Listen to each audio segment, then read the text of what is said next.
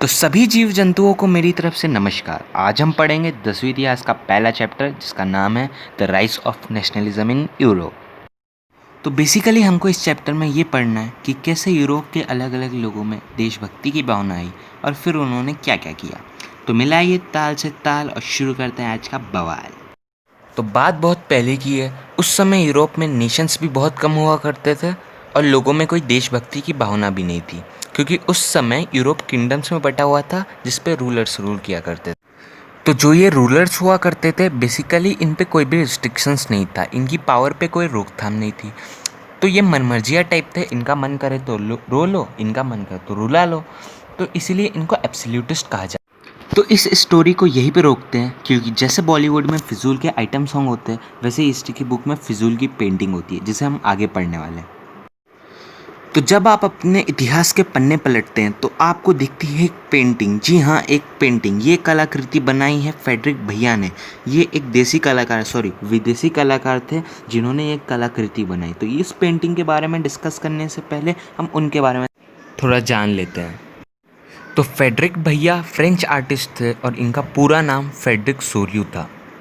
तो इन भैया की एक हॉबी थी। इनकी हॉबी ये थी कि ये सोचा बहुत करते थे। इन्होंने सोचा कि काश इस दुनिया में, पूरी दुनिया में डेमोक्रेसी और सोशल रिपब्लिक आ जाए।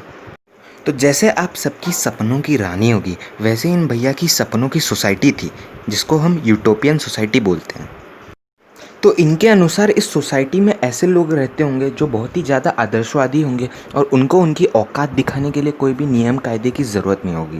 तो इस जालिम दुनिया में ऐसा होना प्रैक्टिकल कहाँ, तो इसीलिए उनकी सोसाइटी को यूटोपियन सोसाइटी कहा जाता है। तो अब बात करते हैं इनकी पेंटिंग की, जो कि मजनू भाई की पेंटिंग को टक्कर देती है।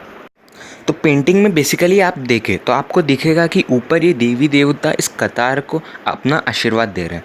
तो ये कतार बेसिकली नोटबंदी की बिल्कुल भी नहीं है। ये कतार से फेडिक्स सोलियो ने विजुअलाइज करा है कि जो किंगडम्स थे उस समय यूरोप में, वो नेशंस बनने की ओर बढ़ रहे हैं और स्टैचू ऑफ लिबर्टी की ओर बढ़ रहे। इससे उन्होंने ये दर्शाया है। स्टैचू ऑफ लिबर्टी की एक हाथ में टॉर्च ऑफ इनलाइटमेंट है और एक हाथ में charters of man's right. Charter का मतलब होता है सूचना पत्र।